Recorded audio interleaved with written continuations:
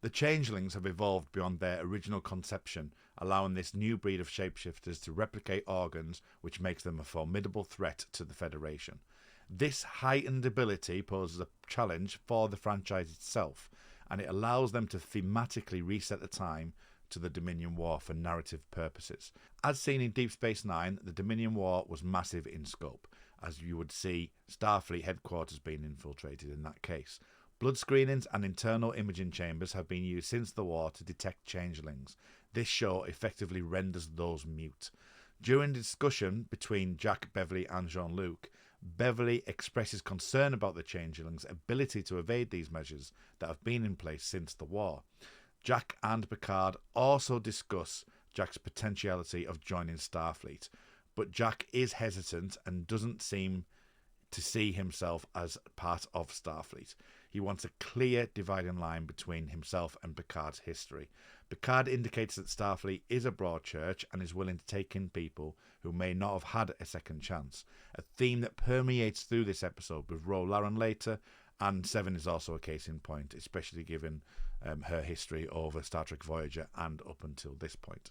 Jean Luc is willing to take responsibility for the recent events during this season of Picard and indicates his usual commitment to doing the right thing. If the 25th century adventures were allowed to continue, I would love to see Jack being an essential part of the team.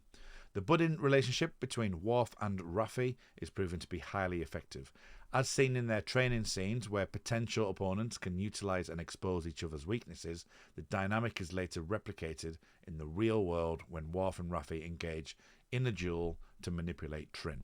Worf serves as a mentor to help Raffi through her issues, despite initial concerns of mine about Raffi's character in the first episode. I am thoroughly enjoying the way that these two characters play off each other. In one scene especially, Worf tells Raffi, "Do not presume to know what I have and have not sacrificed for this." This leaves us to wonder if there's something that he is alluding to. Overall, this episode highlights the strength of their relationship and the potential for even more character development. The character of Trin is crucial to driving the plot forward, and while there is another found family element at play here, the dynamic between Vulcan and Ferengi as antagonists is particularly intriguing. Jack's upside-down Stranger Things visions creates disorientation for the viewer early in this episode due to the cut frames in the editing process. Ed Spielers is skilled in emoting, but his transformation into a cold, emotionless killing machine, when activated for defense purposes, seems effortless. This is further compounded by his aversion to the transporters, which is likely to play a significant role later in the season. Throughout, he continues to hear a female voice urging him to find me and to connect us. The imagery of the vines and roots suggests the existence of an organic entity or entities.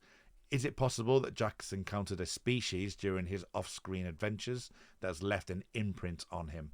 Beverly, being perceptive about her son, notices that something is amiss. The story emphasizes the emotional aspect rather than just the science fiction element. Jack himself acknowledges that he is not right. Utilization of an emotional beat rather than a sci-fi one is welcomed. And now for the story that everyone will be talking about, the reintroduction of Ro Laren. Incorporating Ro Laren into this episode is a wise decision, particularly considering the distrust between Picard and her following the events in Preemptive Strike. This isn't just a cameo nostalgic showcase. This is actually rooted into the narrative itself. Trust is a crucial element in conspiracy stories, and the episode highlights its significance. It also offers a chance to conclude a narrative I did not realise needed closure. In Preemptive Strike, Ro sought after a father figure in both Picard and Macias, and this changing threat is rooted in mistrust and paranoia, exactly what Picard and Ro are dealing with. By exploring the narrative thread, this episode does justice to that story. The holodeck scene in particular is relevant because there are multiple layers to ensuring the identity of both those characters. This isn't merely a payoff like the Commander Hansen and Seven storyline, although that storyline is valid. The relationship in this particular case has depth and complexity and is emotionally enjoyable and really emotional. If you want to hear more from me, I am talking about this episode on the Make It So podcast on the We Made This Podcast network, so find the link below. And also, by all means, like and subscribe. But until next time, engage.